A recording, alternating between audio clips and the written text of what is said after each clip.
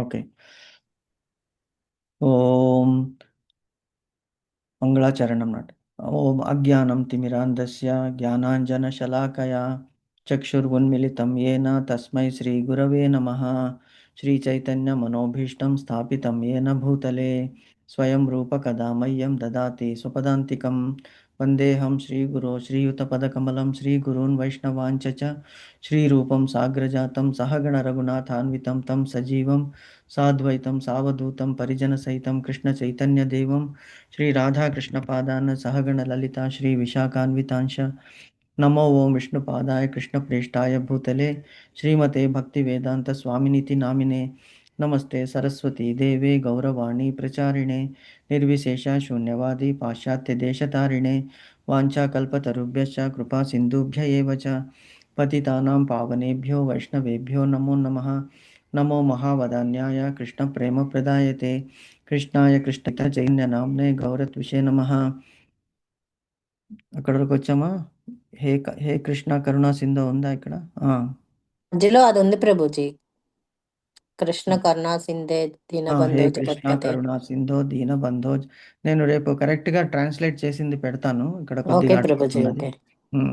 హే కృష్ణ కరుణా సింధో దీనబంధో జగత్పతే గోపేశ గోపికా కాంత రాధాకాంత నమోస్తుతే తప్త కాంచన గౌరంగి రాధే వృందావనేశ్వరి వృషభానుసుతే దేవి ప్రణమామి హరిప్రియే నీలాంచల నివాసాయ నిత్యాయ పరమాత్మనే బలభద్ర సుభద్రాయ జగన్నాథాయ తే నమః.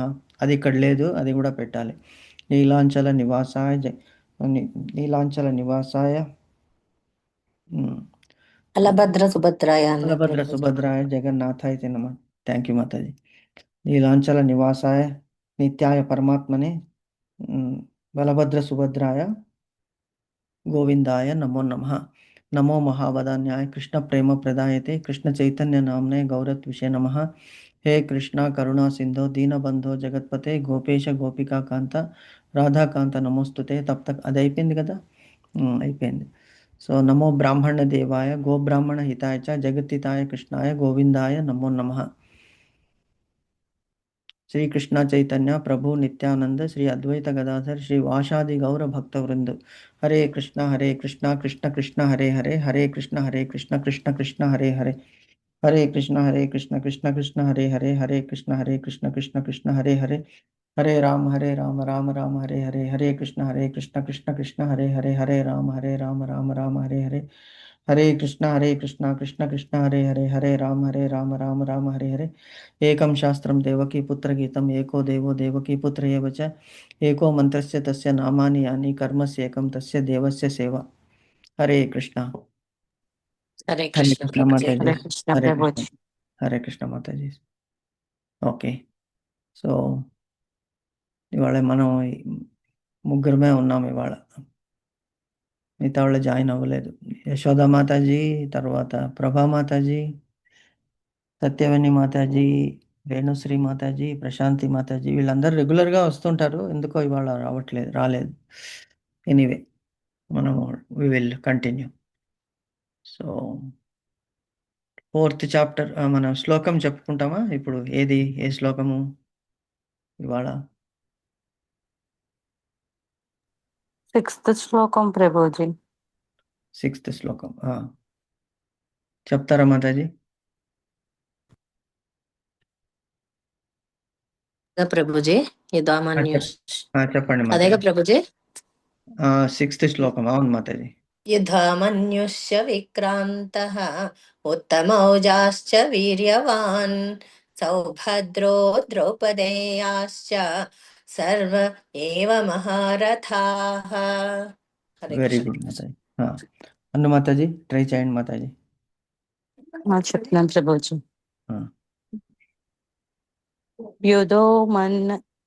సారీ ప్రభుజీ. యుధామన్యుశ్చ విక్రాంత ఉత్తమౌజాశ్చ వీరవాన్ సౌభద్రో ద్రౌపదేయశ్చ సర్వ ఏవ మహారథ. Very good mataji. Very nice. చక్కగా చదివారు. గుడ్. యుధామన్యుశ్చ విక్రాంత. చదువుతున్నాను ప్రభుజీ. అంటే కలిపి చదవలేకపోతున్నాను. మీరు చెప్పారు కదా ప్రభుజీ, రెండు అయోధ్యలాగా చదవచ్చండి. అవును మాతాజీ. శ్రీకాంతి మాతాజీ మీరు ఈ రోజు చెప్తారని బాగా చదివారు మాతాజీ. హనుమాతాజీ, తప్పు లేకుండా ఇవాళ కదా చక్కగా ప్రభుజీ. చదివారు. అవును. యుధా thank you Prabhuji, మన్యుశ్చ thank you Vikrant. Mataji. అవును మాతాజీ, అక్కడ వరకు స్టాప్ చేయాలి. యుధా మన్యుశ్చ విక్రాంత ఉత్తమౌజాశ్చ వీర్యవాన్ సౌభద్రో ద్రౌపదేయాశ్చ సర్వ ఏవ మహారథాః. అలా అంటే ఆ ఆ సాంస్క్రిట్ ఆ పలుకు, ఆ దీర్ఘము, ఆ రాగము మనసుకి హత్తుకుంటుందన్నమాట. అందుకని మనం అలా ప్రాక్టీస్ చేస్తున్నాం. యుధా మన్యుశ్చ విక్రాంత ఉత్తమౌజాశ్చ వీర్యవాన్ సౌభద్రో ద్రౌపదేయాశ్చ సర్వ ఏవ మహారథా. వెరీ నైస్ మాతాజీ, బాగా ప్రాక్టీస్ చేస్తున్నారు. I'm very happy. సో మనం ఇప్పుడు ఎక్కడున్నాము? 4th చాప్టర్ కదా. 4th 41 చాప్టర్ చెప్తున్నాం, మధ్యలో ఆగిపోయింది ప్రభుజీ. 4th ఏదండి, ఏమంటున్నారు? 41 శ్లోకం ప్రభుజీ, 41 శ్లోకంలో 41 ఉన్నాం. శ్లోకం. ఓకే. భాష్యం చదివేశారు, లాస్ట్ లో కొంచెమే ఉంది కదా ప్రభుజీ, టైం మొత్తం అయిపోయింది. అయిపోయింది. ఓకే. 41st శ్లోకం.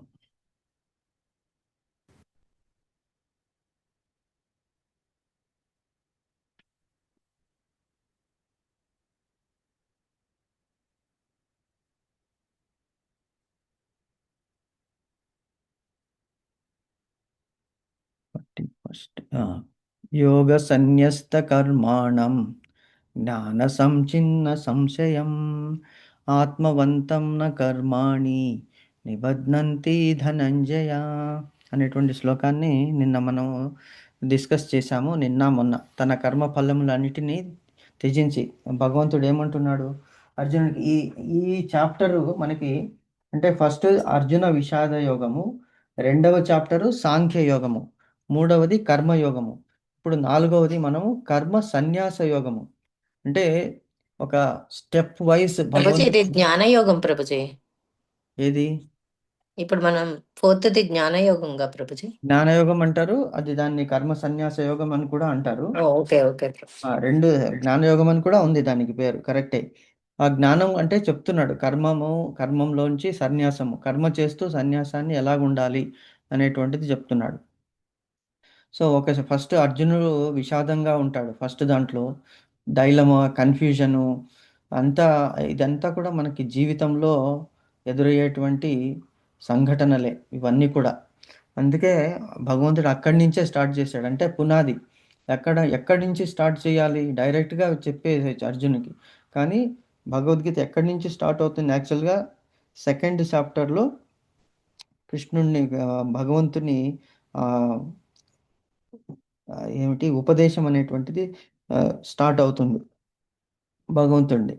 ఎందుకంటే ఎందుకు నువ్వు ఇలాగా ఆర్యులు పండితులాగా పలుకుతున్నావు, కానీ ఆర్యులు పలికేటువంటి పలుకులు పలకడం లేదని చెప్పేసి స్టార్ట్ చేస్తాడు భగవంతుడు. సో అక్కడ ఏమిటి సాంఖ్యయోగం, తత్వము, ఫ్యాక్ట్ చెప్పేస్తున్నాడు ఫస్ట్ స్ట్రైట్ అవే.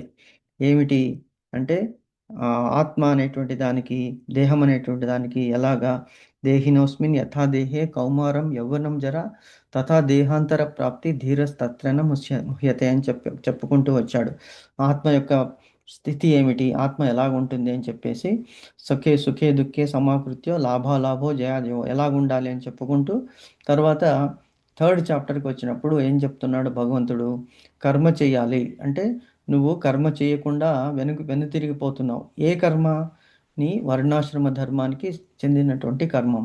సో అక్కడ డీటెయిల్గా చెప్పాడు వర్ణం అంటే ఏమిటి, ఆశ్రమం అంటే ఏమిటి, ఆ వర్ణాశ్రమంలో ఎవరెవరు ఎలా చేయాలి, ఆ చేస్తూ కూడా మనము ఎలాగా దానికి కర్మ ఫలితాలని పట్టించుకోకూడదు అని చెప్పుకుంటూ వచ్చి, ఇక్కడ ఇంకా ఆ సన్యాసం పట్ల చెప్తున్నాడు. కర్మ నుంచి అంటేటువంటి సన్యాసము అదే ఇంతకుముందు దాంట్లో చెప్తున్నాడు, 4.41లో చెప్తున్నాడు. యోగ సన్యస్త కర్మాణం అని నిన్న డిస్కస్ చేశాం. యోగం అంటే చేసేటువంటి పని, సన్యస్త కర్మాణం అంటే దానికి కర్మాణం అంటే కర్మ వల్ల వచ్చేటువంటి ఫలితాలు చెప్తున్నాడు భగవంతుడు. జ్ఞానం అనేటువంటి కత్తితో దాన్ని ఛేదించాలి, సంశయం అనేటువంటి దాన్ని జ్ఞానం అనేటువంటి కత్తితో ఛేదించాలి. అప్పుడు ఏమవుతుందంటే మనము ఆత్మవంతం న కర్మాణి నిబద్ధంతి ధనంజయ. అప్పుడు మనం ఏం చేసినా, ఎటువంటి కర్మలు చేసినా కూడా దాని యొక్క ఫలితము మనకి అంటదు అని చెప్తున్నాడు. అంటే బ్రీఫ్ చేసి మళ్ళీ 4.4 లాస్ట్ ఇంకా ఒక్క శ్లోకం మిగిలింది ఈ ఈ చాప్టర్లో, అది దానికి ఇవాళ వెళ్దాం. సో ఏం చెప్తున్నాడు అర్జున, యోగం అనేటువంటి అగ్నిలో నీ కర్మాలని త్యజించు. మనం యోగం చేస్తున్నాం, యాగం చేస్తున్నాం. యాగంలో ఏం చేస్తాం మనము?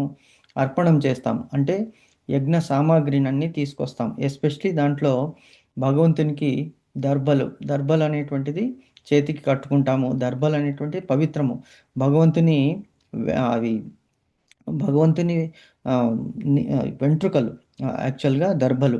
అలాగే ఇది మన నువ్వులు అనేటువంటిది యజ్ఞంలో వాడతాము. అవన్నీ కూడా పవిత్రమైనటువంటిది. సో అది వేసి, అంటే ఆ నెయ్యి, అలాగే నెయ్యి ఎందుకు నెయ్యి వాడతాము, ఎందుకు వెన్న వాడము, ఎందుకు పాలు పెరుగు వాడము అంటే, పాలు పెరుగు అనేటువంటిదాన్ని అభిషేకానికి వాడతాము. కానీ యజ్ఞము ఆహుతిలో ఇచ్చేటువంటిది ప్యూర్ ఘీ అనేటువంటిది ప్యూర్, అంటే మనము ఆ పాలని పెరుగు తోడు పెట్టి పెరుగు అవుతుంది. పెరుగు నుంచి వచ్చినటువంటి మీగడని తీసి చిలికితే వెన్న వస్తుంది. ఆ వెన్నని మనం కాచాలి. కాచిన తర్వాత నెయ్యి అనేటువంటిది వస్తుంది. అంటే జీవితంలో కూడా మనము ఎలాగా అంటే ఇన్ని కష్టాలు అనుభవిస్తున్నాము. పాలు ఆ పచ్చిగా ఉంటుంది. పాలు ఈజ్ మనస్సు అన్నమాట. ఆ పాలను ఏం చేయాలి? వేడి చేయాలి. దేంతో వేడి చేయాలి? జ్ఞానం అనేటువంటి దాంట్లో వేడి చేయాలి. తర్వాత భక్తుల సంగత్యము, తర్వాత ప్రవచనాన్ని వల్ల దాన్ని తోడు పెట్టుకోవాలి. అప్పుడు పెరుగు అవుతుంది. అంతే సరిపోదు, దాన్ని మళ్ళీ మీగడ, దాంట్లో పైన లేయర్ వస్తుంది. ఏమిటి? ఓహో, ఇది జ్ఞానము, ఇది భగవంతుడు, ఇది తత్వం అనేటువంటిది. ఆ మీగడతో సరిపోదు, మళ్ళీ ఆ మీగడని కూడా మనము చిలకాలి. ఎందుకు? మథించాలి. ఆరణి అంటారు. అగ్ని అనేటువంటిది ఎలా పుట్టేది? ఇంతకుముందు 2 కట్టెలని వాళ్ళు గట్టిగా రుద్దితే అందులో నుంచి వేడి పుట్టి అగ్ని వచ్చేది. అలాగా మనం మథనం చేయాలి. మన మనస్సుని మథనం, చింతనలో, భగవంతుని చింతనలో దాన్ని మథనం చేసినప్పుడు ఏమొస్తుందంటే వెన్న వస్తుంది. భగవంతుడు శ్రీకృష్ణుడు వెన్నని ఎందుకు దొంగిలించాడు?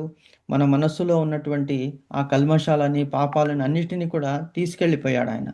వెన్న దొంగ అంటే ఎందుకు అతనికి పేరు? మనము ఎంతో కష్టపడి మనము సంపాదిస్తాము ఈ భౌతిక సంపత్తు. వెన్న ఈజ్ కంపేర్ టు మన భౌతిక జగత్తు. వెన్న ఎలాగొస్తుంది? ఊరికే రాదు కదా. ఇంత కష్టపడతాం. మీరు డబ్బులు కూడబెడతారు, డబ్బులతో కొనుక్కుంటారు పాలు, పెరుగు దాన్ని కాచి తోడబెడతారు, పెరుగు అవుతుంది. పెరుగు అయిన తర్వాత మళ్ళీ చిలుకుతారు, అప్పుడు వెన్న వస్తుంది. ఆ వెన్నని తీసుకెళ్ళిపోతాడు. అందుకే వెన్న దొంగ అన్న పాపాలన్నిటినీ కూడా అతను హరించి వేసేటువంటి వాడు భగవంతుడు. సో దాన్ని కూడా ఇంకా మథనం చేయాలి. అప్పుడు అగ్నిలో డైరెక్ట్గా దేవతలకి, అగ్ని అనేటువంటిది దేవతల యొక్క నోరు. ఆ నోటిలో మనం అగ్నిలో వేస్తున్నాము ఆ నెయ్యి. ఆ నెయ్యిని ఆ పొగ రూపంలో అగ్నిదేవుడు తీసుకెళ్ళి అందరి దేవతల ద్వారా భగవంతునికి కూడా అర్పిస్తాడనమాట నెయ్యి. సో అదే ఇక్కడ చెప్తున్నాడు. ఈ కర్మలన్నింటినీ యోగం అనేటువంటి అగ్నిలో, నువ్వు చేసేటువంటి కర్మలని ఆ అగ్నిలో వేసేసేయండి. అంటే మీ ఫలితాలు ఆశించకుండా అందులో త్యజించండి అంటే ఏమిటి? త్యాగము చేయండి. దేంతో? ఆ అగ్నిని మన కర్మలతో. ప్లస్ ఏం చేయాలి? జ్ఞానముతో ఆ సందేహాలన్నిటినీ కూడా నివృత్తి చేసుకుంటాం. ఎప్పుడు? క్వశ్చన్ పరిప్రశ్న తద్విద్ధి ప్రణిపాతేన పరిప్రశ్నేన సేవయా ఉపదేశించితే జ్ఞానం జ్ఞానిన తత్వదర్శిన అని 4.34లో భగవంతుడు చెప్పాడు. క్వశ్చన్స్ వేస్తూ ఉండాలి. క్వశ్చన్స్ వేస్తే ఎవరైనా ఏమైనా అనుకుంటారో అని అనుకోకూడదు. ఎందుకు? మనమందరూ we are now friends, we are all learning to attain spiritual advancement. అందరికీ అన్నీ తెలియాలని ఏం లేదు. మనకి సందేహం ఉన్నప్పుడు తప్పనిసరిగా అది ప్రశ్న రూపంలో, పరిప్రశ్నల్లో మళ్ళీ మళ్ళీ అడుగుతూనే ఉండాలి. ఎందుకంటే ఈ కలియుగంలో జ్ఞాపక శక్తి అనేటువంటిది చాలా తక్కువ ఉంటుంది. నిన్న విన్నాము, ఈరోజు మర్చిపోయాము, మళ్ళీ రేపు అదే డౌట్ వస్తుంది. కాబట్టి అడగడంలో తప్పు లేదు. అడిగి క్లారిఫై చేసుకుంటే అప్పుడు మననం చేయాలి మనం అడిగిన దాన్ని. లేకుంటే ఏమవుతుంది, మనకి ఆ మనస్సులో అంటుకోదన్నమాట అది. కాబట్టి సందేహాలన్నీ నివృత్తి అయిపోతాయి ఎప్పుడు క్వశ్చన్ చేసినప్పుడు. అప్పుడు అది మనస్సు ఏమవుతుంది, ఆత్మలో అది స్థిరంగా ఉండినప్పుడు సందేహాలనేటువంటివి లేకుండా మనకి సందేహం ఉండదు. ఇప్పుడు మనం కర్మ చేస్తున్నామే. ఇప్పుడు ఫర్ ఎగ్జాంపుల్ ఇప్పుడు హనుమాతాజీ ఏం చేస్తున్నారు, ఆ పక్షికి హెల్ప్ చేస్తున్నారు, కోకిలకి. అంటే తమ పనులన్నీ పెట్టి ఆత్మలో అది చూస్తున్నాడు. 5.18లో మనకు వస్తుంది ఇప్పుడు నెక్స్ట్ చాప్టర్లో ఏమిటి, పండిత సమదర్శన అన్నాడు. విద్యా వినయ సంపన్నే, విద్యతో కలిగినటువంటి విద్యతో పాటు వినయం రావాలి. విద్యా వినయ సంపన్నే, విద్య వినయాన్ని ఇవ్వాలి. వినయము లేని విద్య వేస్ట్. అదే సంస్కారం, చదువు సంస్కారం అంటారు. విద్యా వినయ సంపన్నే బ్రాహ్మణే గవి హస్తిని, బ్రాహ్మణుని కానీ గవి ఆకుని కానీ, హస్తిని అంటే ఏనుగుని కానీ, విద్యా వినయ సంపన్నే బ్రాహ్మణే గవి హస్తిని సునిచైవ స్వపాకేన, సునిచైవ అంటే ఆ కుక్క మాంసాన్ని కూడా వండుకుని తినేటువంటి వాళ్ళని చండాలుడు అంటారు. ఇక్కడ మనకి నార్త్ ఈస్ట్లో వెళ్తే అరుణాచల్ ప్రదేశ్, మేఘాలయ, త్రిపుర ఇటువంటి చోట్ల అక్కడ చాలామంది ఇవే ఉంటారనమాట వీళ్ళు. అంటే చాలా డేంజరస్ పీపుల్ అని కూడా విన్నారు అక్కడ. ఎందుకు, వాళ్ళకి కరుణ అనేటువంటిది ఉండదు. అందుకే ఈవినింగ్ 5 o'clock తర్వాత ఎవరు బయటికి వెళ్ళొద్దు అంటారు. అక్కడ టూరిస్ట్ మనం వెళ్ళినప్పుడు చెప్తారనమాట, చాలా డేంజరస్, ఆటవికులు వీళ్ళందరూ ఆటవిక సమాజంలో ఉంటారు. వాళ్ళకి ఇంకా they have not come to the, అందులో డీప్ ఇన్ ద ఫారెస్ట్, అక్కడ చెట్లు చేమలు, తర్వాత మౌంటైన్స్, రోడ్స్ కూడా చాలా డిఫికల్ట్గా ఉంటాయి. వాళ్ళ లివింగ్ కండిషన్స్ కూడా చాలా రిమోట్గా ఉంటారు. సో వాళ్ళకి దొరికింది తింటారు, కానీ జన జీవితంలో వాళ్ళని చాలామంది ఇంక్లూడ్ చేయలేము. అటువంటి వాళ్ళు ఉన్నారు అక్కడ. అందుకే మాకు బ్యాంకులో ఉండేటప్పుడు చెప్పేవాళ్ళు, మీకు నార్త్ ఈస్ట్కి వెళితే, నార్త్ ఈస్ట్ అంటే అదే మేఘాలయ 7 సిస్టర్స్ అంటారు కదా, అస్సాం, త్రిపుర, మేఘాలయ ఇవన్నీ కూడా చాలా difficult roads, difficult terrains, trains కూడా లేవు అక్కడ. వెళితే ఫ్లైట్స్లో వెళ్ళాలి, లేకపోతే బస్సు రూట్లో కూడా చాలా డిఫికల్ట్ టు రీచ్ అనమాట. సో మాకు ఎంకరేజ్ చేసేవాళ్ళు, అక్కడికి వెళితే మీరు ఒక టర్మ్ 3 years కనుక ఉంటే మీరు ఏ ప్లేస్కి కావాలో మీకు అక్కడ మీకు ట్రాన్స్ఫర్ ఇస్తాము, ప్లస్ అక్కడ అడిషనల్ అలవెన్స్ కూడా ఇచ్చేవాళ్ళు. ఎవ్రీ ఇయర్ మీ ఇంటికి రావాలంటే ఫ్లైట్ ఇచ్చేవాళ్ళు అనమాట. అప్పుడు అదే పెద్ద విషయం. ఎందుకు చెప్తున్నానంటే అటువంటి కష్ట పరిస్థితుల్లో అక్కడ ఉంటాయన్నమాట. సునిచేయున స్వపాకేన అటువంటి వాళ్ళు అక్కడ ఉన్నారు. సో ఈ కుక్క అంటేనే బేసికలీ అది చాలా నిమ్న యోనిలో పుట్టినటువంటి జన్మం. ఎందుకంటే అది తినేటువంటి ఆహారం అటువంటిది అనమాట. అందుకే కుక్కని, పందిని ఇవన్నీ కూడా ఉచ్ఛిష్టాన్ని భుజిస్తాయి అవి. ఆ కుక్కలు, ఆ పందులు అవి ఇష్టంగా తింటాయి. అంటే అటువంటి జన్మ కోరుకోకూడదు. మరి అటువంటి జన్మ కోరుకోకూడదని, అటువంటి దాన్ని మనము ఒకవేళ మన ఇంటి దగ్గర పెంచుకొని అది చేస్తే చాలా దుర్భరమైనటువంటి పరిస్థితి. నెక్స్ట్ జన్మలో మనం మళ్ళీ కుక్క కోరుకుంటుంది, నేను వీడికి ఇంత సేవ చేస్తున్నాను, నెక్స్ట్ జన్మలో వీడు నాకు ఇంత సేవ చేయాలి. సో అంటే కర్మబంధంలో చిక్కుకుంటామన్నమాట. ఏ ప్రాణినైనా కూడా మనం అలా బంధించి పెట్టడం. సో ఇక్కడ ఏం చెప్తున్నాడు, విద్యా వినయ సంపన్నే బ్రాహ్మణే గవిహస్తిని సునిచైన స్వపాకేన పండిత సమదర్శన. పండితుడైనటువంటి వాడు ఏం చేస్తాడు, ఆ గోవుని, ఏనుగుని, కుక్క మాంసాన్ని వండుకుని తినేటువంటి వాడిని, అందరినీ, బ్రాహ్మణుణ్ణి, పండితుణ్ణి అందరినీ కూడా సమదృష్టితో చూస్తాడు. అంటే ఏమిటి ఇక్కడ, ఇప్పుడు బ్రాహ్మణుడికి ఇంటికి వచ్చే ఒక బ్రాహ్మణుడు కానీ అతిథి కానీ మనం దేవునితో సమానంగా చూస్తాము. అదే మనకి ఒక యజ్ఞం చేస్తున్నాం అనుకోండి, ఆ కుక్క వచ్చేసింది, దాన్ని ఏం చేస్తాం, అప్పుడు వెంటనే వెళ్ళి శుద్ధి చేసుకోవాలి అంటారు, లేకుంటే అపవిత్రం అయిపోతుంది. ఏనుగు ఏం చేస్తుంది, అది మంద బుద్ధి అన్నమాట దానికి. అంటే ఏం లేవదు, చాలా లేజీ అన్నమాట వెళితే. కానీ అది ఎప్పుడైనా వెళ్ళిందనుకోండి, ఎదురుగా ఎవరు వచ్చినా కూడా అసలు కేర్ చేయకుండా వెళ్ళిపోతుంది. గోవు, సో గోవుని ఇంట్లో పెట్టుకుంటాం. గోవు ఇంటికి వచ్చిందంటే అతి పవిత్రమని భావిస్తాము. సో ఇవన్నీ కూడా మరి భగవంతుడు అంటున్నాడు, మరి కుక్క ఉన్నది, గోవు ఉన్నది, ఏనుగు ఉన్నది, బ్రాహ్మణుడు అందరినీ సమంగా చూడమంటున్నారు కదా. అంటే వాళ్ళ యోగ్యత ప్రకారము చూడమంటున్నాడు, కానీ ఈక్వల్గా చూడమని కాదు. మరి కృష్ణుడు అన్నాడు కదా, ఈశ్వరో సర్వభూతానాం హృదయేశ అర్జున తిష్టతి. అందరిలోనూ ఉన్నాడు, కానీ ఎవరెవరికి ఎలాంటి రెస్పెక్ట్ ఇవ్వాలో అలాంటి రెస్పెక్టు అలాంటిది ఇవ్వాలి. అందరిలోనూ భగవంతుడు ఉన్నాడు, కానీ హాని చేయకండి. వాటికి ఏమి ఇవ్వాలో అలాగ ఇవ్వండి. కుక్కని ఇంట్లో తీసుకొస్తే సింహాసనం మీద కూర్చుంటుంది, బెడ్ మీద పడుకుంటుంది. అసలు అవన్నీ అవాయిడ్ చేయండి అని చెప్తున్నాడనమాట ఈ శ్లోకంలో. సో ఇక్కడ ఏం చెప్తున్నాడు భగవంతుడు? జ్ఞానం అనేటువంటి వారిని కర్మలు బంధించవు, కర్మ అనేటువంటిది బంధించవు. ఎందుకు చెప్తున్నామంటే, మాతాజీ నిన్న చెప్పారు కదా, అంటే సమదృష్టి కలిగి ఉన్నారు ఆవిడ. అంత వాళ్ళ ఫ్యామిలీ కూడా అంత హెల్ప్ చేస్తున్నారు దానికి. So we should be grateful because and ఎప్పుడో ఏదో జన్మలో రుణం ఉంటుంది, దానివల్ల అది మనం తీర్చుకుంటున్నాము. సో అందరినీ సమదృష్టితో చూడాలి, కానీ స్వేచ్ఛ అనేటువంటి దాన్ని మనం వాళ్ళకి కలిగించాలి అనేటువంటిది కూడా మనము థింక్ చేయాలి. సో ఇక్కడ 4.41లో కంక్లూషన్ ఏమిటంటే, కర్మ అంటే విహిత కర్మలు. విహిత కర్మలు అంటే ఏమిటి అది? విహిత కర్మలు అంటే ఏమిటి?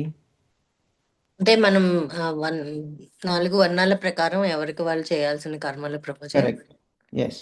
వర్ణము, ఆశ్రమం గృహస్థాశ్రమంలో ఉన్నాం కాబట్టి ఇప్పుడు మనం అతిథి సత్కారాలు చేయాలి.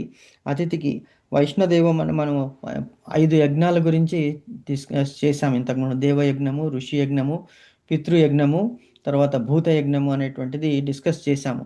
దాటి ప్రకారం మనం ఇప్పుడు భోజనం చేసే ముందు ఏం చేస్తామంటే, మీరు చూసే ఉంటారు, మనం పళ్ళెంలో పెట్టుకుని పళ్ళెం చుట్టూ నీళ్లు తిప్పుతారు, దాన్ని పర్షించామి అంటారు.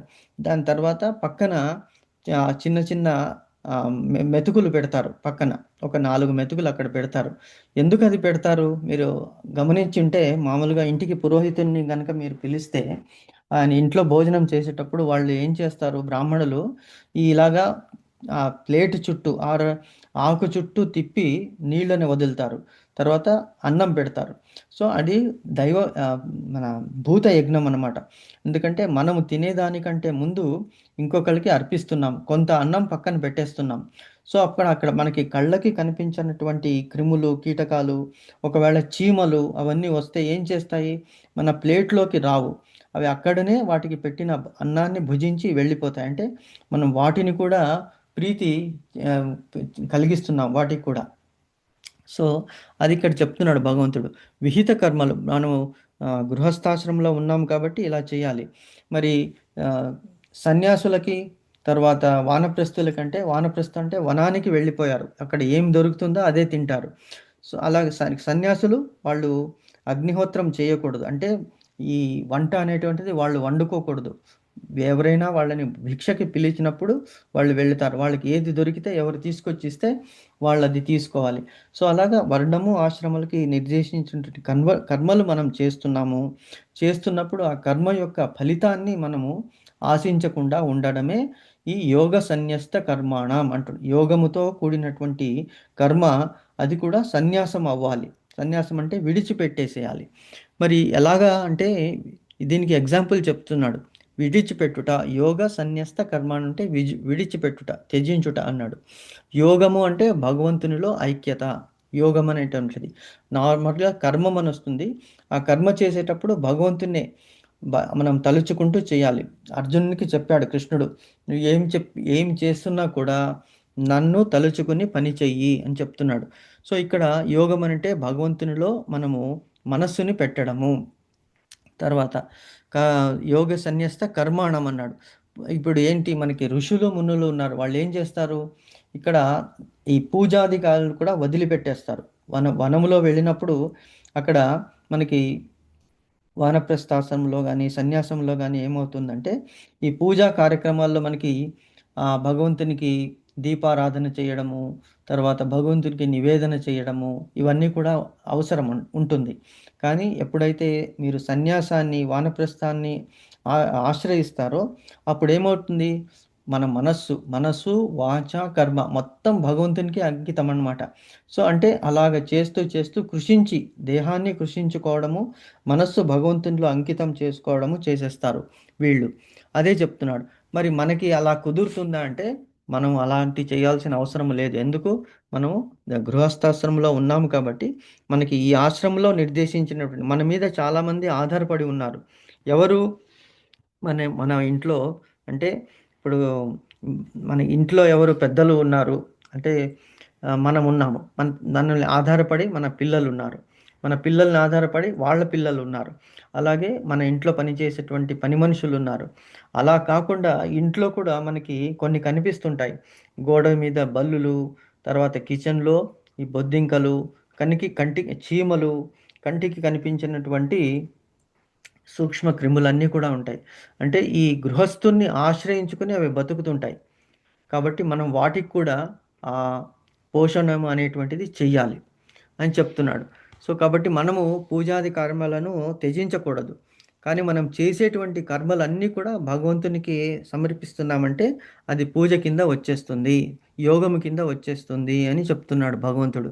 సో మన మనస్సు, ఆత్మ అన్నిటికీ భగవంతునికి అంకితం చేసినటువంటి వాళ్ళు ఏమవుతుంది, భగవంతుని సేవ కింద అవుతుంది అని చెప్తున్నాడు అనమాట భగవంతుడు. సో వాళ్ళని కర్మబంధనాలలో పెనవేయవు. భగవంతుని దాంట్లో ఇవి మనకి అంటదనమాట ఇవి. కానీ స్వార్థం కోసం చేసేటువంటి కర్మలు ఏమవుతాయి, కర్మంలో బంధిస్తాయి.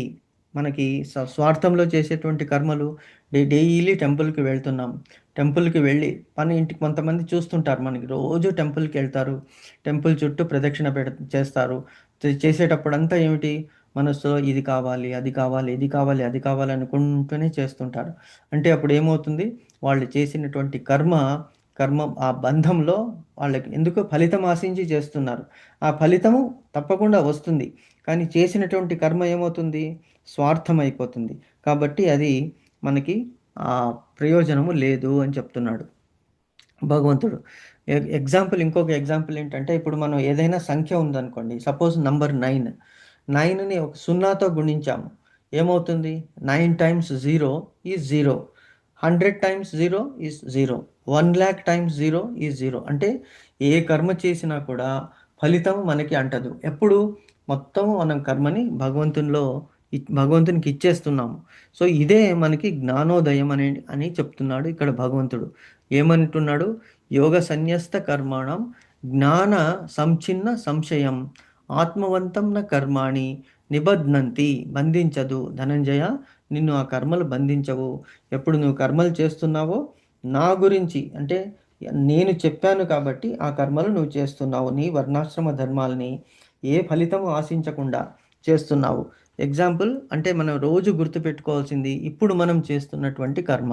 ఇప్పుడు ఏం చేస్తున్నాము, మన మనస్సులో ఏ కోరిక లేదు, కేవలం భగవంతుడు ప్రీతి చెందాలి. ఎందుకు, భగవద్గీత భగవంతుడు చెప్పాడు, అందులో చెప్పినది ఏమిటి, మనం జ్ఞానాన్ని సంపాదిస్తున్నాం, భగవంతుని గురించి తెలుసుకుంటున్నాము. సో రోజు మనం ఇంత టైము భగవంతుని గురించే పెడుతున్నామంటే ఇది మనకి ఒక యోగం అయిపోతుంది. యోగ సన్యస్త కర్మలం అయిపోయాం మనం. ఎందుకు, ఈ దీని నుంచి we are not expecting anything, we are just paying our gratitude to Krishna. So this is one of the important shlokas where Krishna says, ఎవరైతే ఈ యోగ సన్యాసంతో కర్మలని, బంధాలను అంటించకుండా చేస్తుంటారో వాళ్ళకి జ్ఞానోదయం అవుతుంది. జ్ఞానోదయం అయినప్పుడు వాళ్ళకి ఇంకా కర్మలు, ఏ కర్మ చేస్తున్నా కూడా నాహం కర్త హరికర్త అని చేస్తారు. కాబట్టి వాళ్ళకి శీఘ్రంగా పురోభివృద్ధి ఉంటుంది అనేటువంటిది ఈ శ్లోకంలో భగవంతుడు చెప్తున్నాడు. దీని గురించి ఇంకేమన్నా చెప్పదలుచుకున్నారు మాతాజీ? లేదు ప్రభుజీ, అంటే నాకు భగవద్గీతలో ఏ శ్లోకంలో చూసినా ఇదే కనిపిస్తుంది కదా ప్రభుజీ, నా నన్ను తెలుసుకుని జ్ఞానాన్ని పొంది నన్నే ఆశ్రయించండి. అంతే కదా ప్రభుజీ, అంటే నాకు అలా అనిపిస్తుంది ప్రభుజీ, ఏ శ్లోకం చదివినా మీనింగ్ అలాగే అవును, ఈవెన్ ఉన్నట్టు అనిపిస్తుంది. కరెక్ట్, 18.66లో కూడా అదే ఉంటుంది. అంటే మన బ్రెయిన్ని అలా వాష్ చేస్తున్నారు. ఎందుకంటే ఏదైనా కర్మ చేసేటప్పుడు ఒక ఆశతో, ఒక ఎక్స్పెక్టేషన్స్తో చేస్తాము. ఆ ఎక్స్పెక్టేషన్తో చేసేటువంటి వలన అది సక్సెస్ అవ్వచ్చు, అవ్వకపోవచ్చు. సక్సెస్ అయితే వెరీ హ్యాపీ, ఆ హ్యాపీనెస్ టెంపరీయే, ఇట్ ఈస్ నాట్ పర్మనెంట్. మళ్ళీ ఇంకొక దాని గురించి కోరుకుంటాము. ఒకవేళ సక్సెస్ అవ్వలేదనుకోండి, ఫీల్ అయిపోయి కృంగిపోతాము. అంటే పొంగకు కృంగకు, కర్మ మట్టుకు చేసుకుంటూ వెళ్ళు. అప్పుడు నీ మనస్సు ఏమవుతుంది, స్థితప్రజ్ఞతగా ఉంటుంది. అప్పుడు నన్నే నువ్వు చేరగలవు. This is the gist of Bhagavad Gita. Even 18.66 శిరోమాణికం అంటారు. అది 18th చాప్టర్లో 66th శ్లోకం, సర్వధర్మాన్ పరిత్యజ్య మామేకం శరణం వ్రజ అహం త్వాం సర్వ పాపేభ్యో మోక్షయిష్యామి మా శుచః. దీనిని చాలామంది మిస్ఇంటర్ప్రెట్ చేశారు అని ప్రభుపాదుల వారు అంటారు. సర్వధర్మాన్ పరిత్యజ్య అంటే ఏమిటి? అన్ని ధర్మాలని త్యజించు. ఏమి ధర్మాలని త్యజించు? For example, husband and wife ఉన్నారు, పిల్లలు ఉన్నారు, వాళ్ళకి తల్లిదండ్రులు ఉన్నారు, అంటే పిల్లలు ఉన్నారు, పిల్లలకి మనము చేస్తున్నాం కదా. మరి ఈ ధర్మాలు అంటే నువ్వు పిల్లల్ని కూడా పట్టించుకోకు, వాళ్ళు ఎలా పెరిగితే అలా పెరగని, వాళ్ళని తల్లిదండ్రుల్ని పట్టించుకోకు, నీ దృష్టి ఏమిటి? కేవలం నన్నే పూజించు అనేటువంటి మీనింగ్ వస్తుంది కదా అక్కడ. సర్వధర్మాన్ పరిత్యజ్య మామేకం శరణం వ్రజ అంటే ఏమిటి? నీకు నిర్దేశించినటువంటి కర్మలన్నీ వదిలేయమనే మీ ఇంటర్ప్రెట్ చేస్తున్నారు, కానీ తప్పు. భగవంతుడు ఇక్కడి నుంచి ముందు, అందుకే ముందు నుంచి చెప్పుకుంటున్నాడు, లాస్ట్లో అది చెప్పాడు. ఎందుకు అంటే నువ్వు నీ విహిత కర్మలన్నీ చేసుకుంటూ సర్వధర్మాన్ అంటే డౌట్ లేక, ఇంకా మిగతా డౌట్స్ లేవు. మరి ఏం ధర్మాలని త్యజించాలి? సర్వధర్మాన్ పరిత్యజ్య అని మామేకం శరణం వ్రజ అంటే నువ్వు నీకు నిర్దేశించిన కర్మలన్నీ చేస్తూ నన్ను ఆశ్రయిస్తే అప్పుడు నీకు ఎటువంటి కర్మలు అంటవు, ఆ కర్మ ఫలితాలు అంటవు అంటాడు. కాబట్టి బేసికలీ కర్మ చేయాలి, ఆ కర్మ యొక్క ఫలితాన్ని మనం ఆశించకూడదు అనేటువంటిదే జిస్ట్ ఆఫ్ భగవద్గీత. కానీ ఏమి కర్మలు చేయాలి, కర్మ అంటే ఏమిటి అనేటువంటిది ఎక్స్ప్లెయిన్ చేసుకుంటూ వస్తాడు. తర్వాత ఇంకా ముందు ముందు శ్లోకాల్లో విశ్వరూప దర్శనం చూపిస్తాడు. అందులో మనకి ఇంకా జ్ఞానోదయం అవుతుంది. అంటే ఎలాగా భగవంతుడు ఎక్కడికి ఏ విభూతి రూపంలో ఉన్నాడు భగవంతుడు అని చెప్తాడు. వాసుకి రూపం, వాసుకిలో నేనున్నాను. శీర్షాన మార్గశీర్షోషం, మార్గశిర మాసం అనేటువంటిది నేను అని చెప్పుకుంటూ వస్తాడు. దైవతల్లో, దిక్పాలకుల్లో ఇంద్రుణ్ణి నేను, అన్నీ చెప్పుకుంటూ వచ్చినప్పుడు మనకి తెలుస్తుంది, అబ్బా భగవంతుని రూపం ఎలా ఉన్నది అనేటువంటిది. ఎక్కడెక్కడ ఉన్నాడు భగవంతుడు? అందరిలోనూ ఉన్నాడు, అన్ని చోట్ల ఉన్నాడు, లోపల ఉన్నాడు, బయట ఉన్నాడు.